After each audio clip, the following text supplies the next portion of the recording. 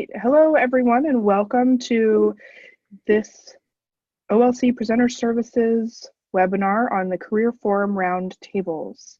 My name is Katie Schuster. I'm the Director of Conferences and Events for OLC, and thank you all for being here or for watching the recording later on. I want to take a moment and introduce the Chair of OLC Presenter Services for Innovate 2019, Jean Mandernack, and so she will introduce our presenter for today. Thanks, Katie. As she mentioned, I get the opportunity to lead up presenter services. And if you're not familiar with presenter services, we offer a host of different things you can utilize to help increase your comfort, the quality of your presentation. So in addition to like our webinar today, we also have a lot of just guides and resources you can download at the presenter services website. In addition to that, we offer coaching. So if you'd like somebody to review your overview, maybe your discussion questions, if you're utilizing a PowerPoint, we'd be happy to do that. We also do one-on-one mentoring. Someone can actually show up to your career roundtable and give you feedback on any sort of presentation or facilitation that you're doing there. So if that's something that you're interested in, I encourage you to reach out to Presenter Services. I'm pleased today to introduce my friend and colleague, Catherine Honig. She is the Associate Professor and Chair of the MBA program at National Louis University. And where I got to start working with Catherine is she is also the editor of the Merlot Psychology Board that we get to work together. And I have gotten to present Career Roundtable Forums with Catherine a couple of different times, and she is an absolute master at this delivery format. So with that, I will turn it over to Catherine, and she will share all of her wisdom with us today. Thank you so much, Jean and Katie and everyone. That was a fabulous introduction, Jean. I appreciate that so much. I'm very pleased to be here with everyone today, and of course, a special welcome to our Career Forum presenters. In addition to all the wonderful things that Jean shared, perhaps the most important thing that I've been doing over the past few years as it relates to today's presentation, in preparing for today's session, I was reminded that I have been in one way or another since 2015 involved in OLC's career forums. I've either been reading proposals or, as Jean noted, co-hosting forums with friends and colleagues or participating in them. So I think I've seen most of the career forums that we've held over the last few years, and I'm happy to have a chance to share some insights about the Career Forum Roundtables, and of course very happy to answer any questions that you might have about them. I think that the Career Forum Roundtables are kind of a uniquely wonderful element of the OLC conferences, so I think you'll all enjoy participating in them very much. So for today, or for the moment, what I thought we might do, we have a few brief slides for you here, is to review the overall Career Forum format, its purpose, its objectives, and even, knowing, of course, that I'm joined here by experienced educators, perhaps take the liberty of speaking just ever so briefly about best practices for facilitating the roundtable discussions. It's a bit of an art form, delightful in every way. And then finally, our wonderful friends here at OLC will talk a bit about the logistical considerations associated with the roundtables. So taking it from the top, one thing that I thought might be beneficial is just to take a quick look at the roundtables that we'll be hosting this year at OLC Innovate. There are 6 roundtables. I believe they will all be presented on Wednesday and Thursday of the conference. And again, Katie will talk a little bit about the logistics. But I think it's interesting, if you are hosting one of the forums, to take a look at what colleagues from other institutions are going to be talking about in other forums. One thing I've noticed is that, and it's not true for everyone, but you will have a certain number of folks at the conference who will attend quite a few of the forums, or perhaps even all of them. So I think it's really beneficial to know a little bit about the general context. I'm also thinking that it's useful to look at the presentation titles, in as much as you can see what a fabulous contribution the forums will be making to this year's conference, the issues that are raised having to do with particular job roles, job context, and so forth. These are salient across institutions. So, for example, we have a really strong emphasis on job role, on career role. You've got the ID, the faculty member, the Chief Online Learning Officer. We have a reference here to the career context, the work context itself. I was delighted to see a proposal on remote work policies. And then, of course, there are several forums addressing the work itself, right, the outcomes.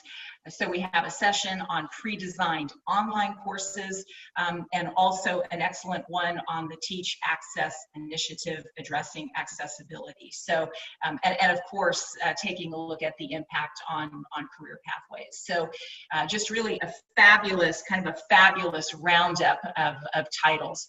I'm seeing that there might be some questions in the chat. Is there anything we should stop to address at this particular point in time? I was gonna say, so far it looks good. Catherine, Katie, and I had posted a couple different resources, but we'll keep an eye and interrupt you if we need some feedback. Fabulous, thank you very much. So that's a little bit by way of the overview. Could I mention also briefly that a number of the themes that you see here are themes that have been touched upon or addressed in previous years, and so this is just a fabulous opportunity to continue the conversation at this year's OLC Innovate. So in particular, the relationship of the instructional designer and the faculty figured quite prominently last year, and also the role of the instructional designer, the Chief Online Learning Officer, very big topic several years ago. So nice to see these continued this year at the conference. Okay, on this slide, perhaps we can just look briefly at the overall purpose and role of the career forums, and I'm highlighting here that they have multiple purposes, right? Because you're coming with a perspective, you're coming with experience, perhaps even bringing some background with respect to what things look like in the publication sphere, if that's relevant for your particular forum. So there is a purpose related to informing, right, the folks that are coming to your career forum. But it isn't just about that. That's that's part of it. That's what makes you an excellent career forum presenter. But it's also about exploring the ed tech career issue that you're bringing in such a way as to sort of deepen, right, the attendees' experience with that issue, and you're going to do that by engaging them, right? So this is really not a presentation per se. You're not likely to be standing up in front of the folks that are there. These things are called roundtables because they quite literally are. In all likelihood, your room's set up will have a round table or a U-shaped table or a crescent-shaped table, but the idea is that people will be sitting down in a style and a format that is meant to engender discussion. And the folks that come will be looking for you to help them make good connections with current ed tech trends, which are really built into the proposals, I think, that you've provided, and also current workforce trends. And so in some cases, it's just essentially built in. It's even in your titles, so the idea of remote work is a current workforce trend. It's central to that particular presentation. For forums that address issues such as the relationship between the instructional designer and the faculty member, I think that the trends of interest will emerge, I think, in the discussion, and the attendees will count on you to maybe to summarize those trends and make those clear. Perhaps the largest challenge you'll have, I mean, these are just delightful, right? But if there is a little challenge, it's that you have 45 minutes to do this, you know, and the cadence of the thing is usually that you'll kick things off, and it may be just ever so slightly slow at the beginning as people get comfortable, they get their footing, they get a sense for the topic. But then things speed up quickly, and you know, by the time you're at 40 minutes or so, you're thinking, wow, it would be great if we had 2 or 3 more hours to talk, you know. So there is a challenge to get it all in 45 minutes, though never fear. One thing that I see happen every year is that participants in these roundtables continue to see each other throughout the conference. And I mean, it happens in the elevator, it happens in the mixers, it happens in other presentations, it happens at lunch. They continue to talk about the conversations that you will have started in the career forum, because really you're spending time with kindred spirits. So the conversation will continue. Okay, here it might be useful, to talk just a bit about some of the best practices associated with the roundtables. Again, keeping in mind that, you know, all are experienced educators, but perhaps nonetheless interesting just to talk this over a bit. A really good way to summarize what's important about the roundtables and getting ready for them is to treat them with a high level of focus. You know, starting with making sure that the proposal and the discussion are really well aligned. And you may be thinking, well, gee, that seems kind of self-evident, right? You've written a proposal, it's been accepted for the conference, you know your area and you're ready to come in and discuss it. But ever so often, and I've really not seen this in the OLC career forums, but just ever so often in the time that passes between when one might propose a particular topic for the conference and be accepted, and then come to the conference, there could be a change in thinking or ideas or perspective, and someone might come and present something ever so slightly different than what was initially proposed, or even maybe a lot different than what was initially proposed. And so, you know, of course, what we would very respectfully ask is that the discussion be as it was proposed. And again, as I noted earlier, I think you will find, and I think this may be true across presentations, but seems especially so with career forums, that you're in a room with kindred spirits, people who are really there because they want to hear others' perspectives on a particular issue of interest to them. So they're really looking to talk about what it is you propose to talk about. And, you know, preparation, again, you know, respectful reminder on preparation. I think that it is more than possible for the experienced educator to come into a meeting style session in an area in which he or he is very well versed and successfully freestyle it. But it's a little risky in this context, and so our guidance would be, because you don't know everyone who will be there, it's not quite the same thing, for example, as being with your students or colleagues at your own institution. It's not quite as predictable. So our guidance would be to prepare pretty well in advance with respect to the discussion that you want to have and the general outcomes. You know, at the end of 45 minutes, what would you really like for people to be thinking about when they're walking out the door? What might they know or be thinking about when they leave that they knew less about when they first came in? So really kind of a targeted outcome And what makes these forums particularly different, particularly interesting, is the examination of multiple viewpoints and different perspectives. And again, that's quite nicely built in, I think, to most of this year's career forums. So, for example, last year I went to a forum, and I see that we have another one this year on a similar or same topic having to do with the relationship of the instructional designer and the faculty. I don't know if we might have those presenters here today, but it was an absolutely excellent forum for its ability to really bring to the surface different assumptions, expectations, experiences, viewpoints from folks in different roles in a university, instructional designer and faculty member. And while you might have that experience somewhere else, the sort of candor and sharing that I saw last year is, I think, very unique to the conference and to the career forums in particular. I'm seeing numbers growing in the chat. Jean, are we still okay? Catherine, I was just adding a couple of comments and recommendations to the chat as you were talking. Okay.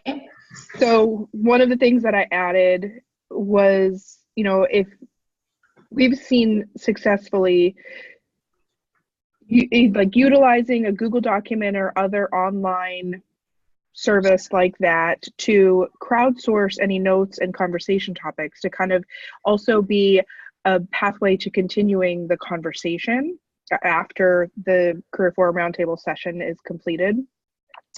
And then I also wanted to add, when you were talking about aligning your title and abstract with your content, that is one of the most common points of feedback that we see on session evaluations across the board from our conferences, is that the attendees are disappointed when your content does not align with your title and abstract. So that's really important to keep that alignment for your presentation. We also have a Yeah. Oh, go ahead, Katie. Go ahead. Nope, thank you. We also have a question from Kamal. Do any of these sessions happen concurrently in the same room, or would it be one roundtable in each hall? So none of the Career Forum Roundtable sessions are concurrent. As Catherine mentioned, I think there are about 6 of them. They all take place in the same room, but at different times throughout the conference. Correct. Right. And Katie, thank you very much for interjecting those excellent points. And you're prescient, because I'm also going to mention the Google Doc before I leave. Okay, so continuing just a little while longer on best practices for roundtables, and this is a bit of a segue from the conversation that we've been having. It is useful to think very intentionally about how you will structure the discussion and the kind of interaction that you want to engender while you have your attendees there. The structure is, it's straightforward, but very, very important. When Jean and I worked together with our Merlot colleagues on Career Forum, our proposal actually included our discussion prompts, so attendees could go to the conference website and see our discussion prompts. What many other Career Forum presentees do, and I think everyone should do it. It's a perfect idea. Develop those discussion prompts. You know exactly, and things may go ever so slightly different than you planned. That's okay, but you come in with your series of discussion prompts, and it's very nice if you can put them on a slide. It's very common for career forum presenters to do that. They show the slide in the room, or if you have somewhere online that you can send folks to look at your discussion questions. But it's a very nice idea, because an attendee see where you're hoping to take the discussion and where their particular questions and interests may fit into it. Also, of course, a very good idea to think in advance, especially if there are a number of you on the forum, hosting the forum, how you're going to facilitate that. What Jean and I have done with our colleagues is, in advance, we discuss all the prompts and what we hope to take away from each element of the conversation, and we each take a piece. We each take a piece of the prompts.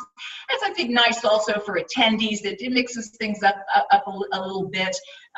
You can also call on one another, what have you. But the point is, if you come to the conference with your discussion guide in place and your facilitation approach in mind, you truly will have nothing to do but come to the conference and enjoy it, and walk into your career forum room, and you're ready to go. In terms of interaction, again, those of you who are teaching and presenting frequently will, to be sure, recognize this kind of guidance. It is, of course, very nice for participants to know who you are. I've seen career forum presenters, add that to the slide that they, put up in the room, and they introduce themselves. This is very nice for the attendees. Once in a conference, not OLC, I underline.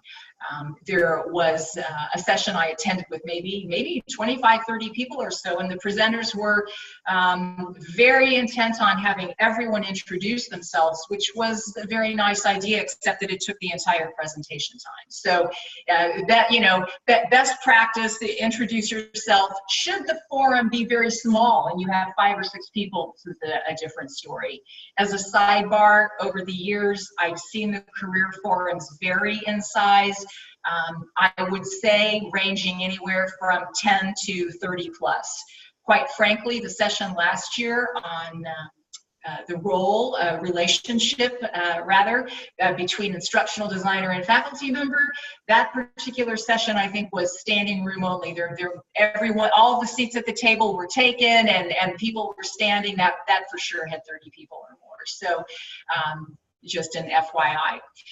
A good idea, particularly where your forum is going to address multiple perspectives, is to start out by finding out, who's who career-wise. Do you have faculty in the room, instructional designers in the room, other administrators in the room, folks in leadership positions, external organizations, what have you? It's a very, very good idea, so you know what the lay of the land is there. And of course, we've talked about this a little bit, but what will happen in the discussion, you will expect this, I'm sure, is that the attendees will share their experiences. It's really the beauty of the forum. And for myself, using again the example of the forum in which the instructional designer talked about their relationship with faculty, it was a really eye-opening experience for me as a faculty member. I could really, put myself in someone else's shoes, in the shoes of the instructional designer. Very, very valuable experience, because people were so candidly sharing their experiences. But it will be important for you on your side of it, as you're following up on those perspectives, to use, if I could put it this way, your best Rogerian active listening skills. What I'm hearing you say is, and every so often in the conversation, summarizing trends that are emerging in the conversation. And so just heading here into wrap up and takeaways, and Katie has already shared some A+ advice. You probably want to bring things to a close at about 40 minutes and begin summarizing themes in the room, so people can go away with a general sense of major takeaways, next steps, things they could think about doing next. The idea of the Google Doc, that used to be something we talked about as a nice idea, but Katie already talked about it so eloquently. I would respectfully say, please count on doing it, because it's extremely beneficial for the people who attend. And in our case, when Jean and I have presented, one of our colleagues does an absolutely magnificent job, not only of summarizing the key themes in the Google Doc, but she also adds to that document resources that we've put together that we think would be useful for attendees to surf after the fact. And OLC has a fabulous way of allowing you to link that Google Doc to the conference website. And people will ask you about it during the conference too.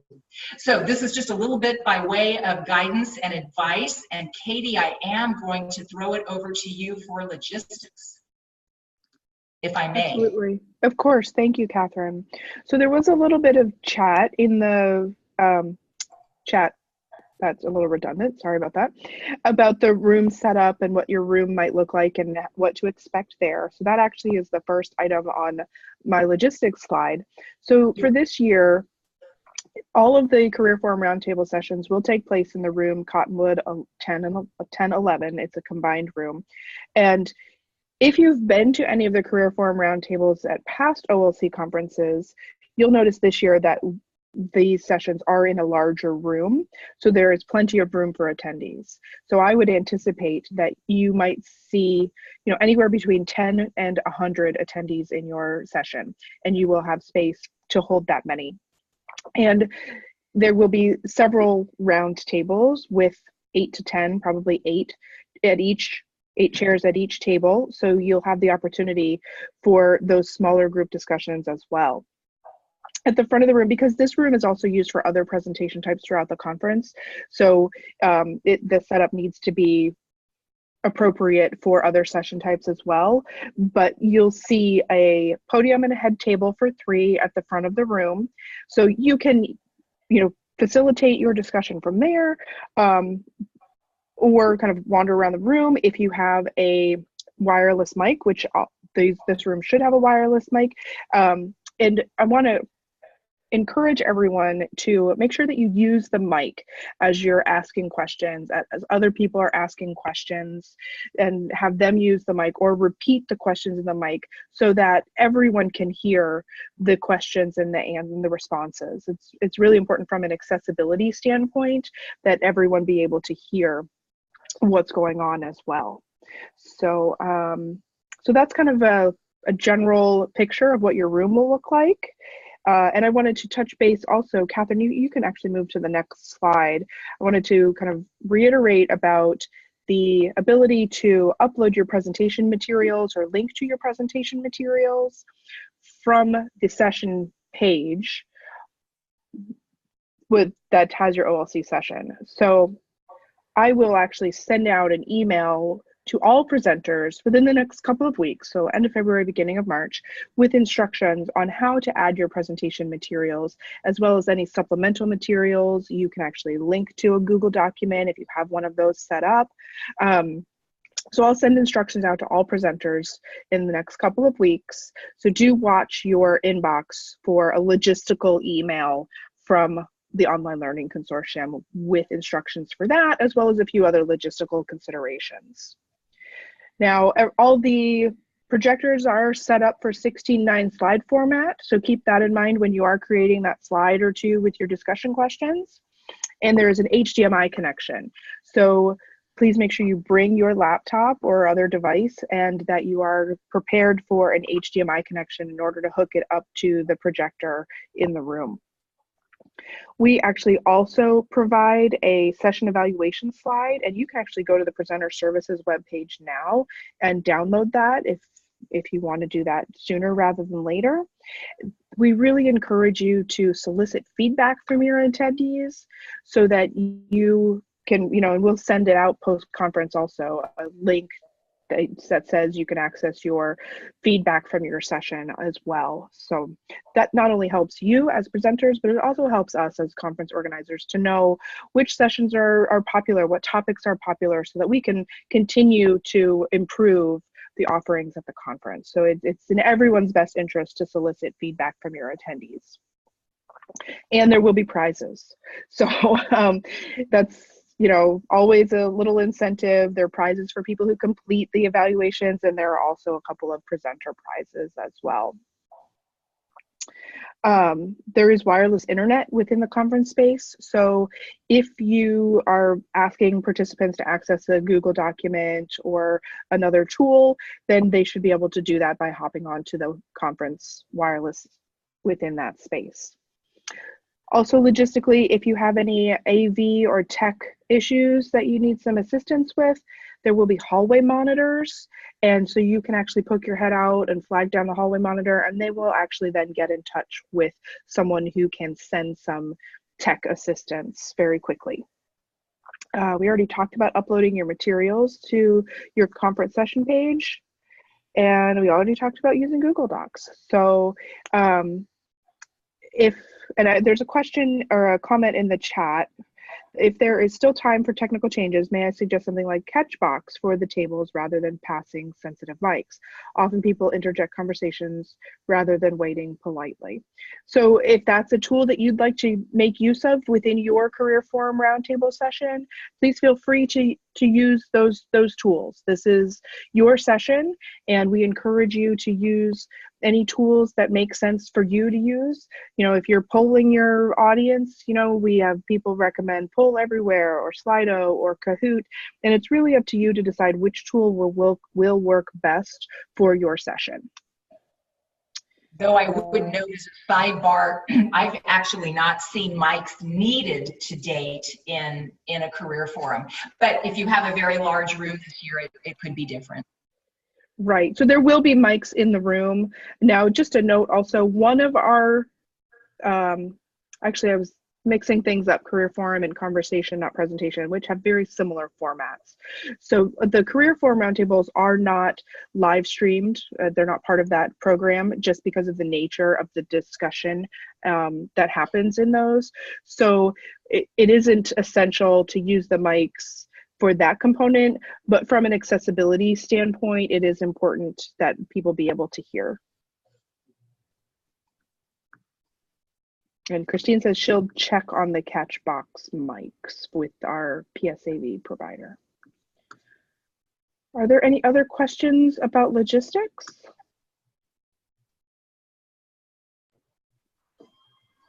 Anything anyone else would like to add? Catherine, do you have any additional? Well, I'll just thank the presenters again, and I'm looking forward to coming to their career forums and looking forward to a wonderful conference. Thank you all for having me today. Thank you, Catherine. This was wonderful, super helpful. Thank you.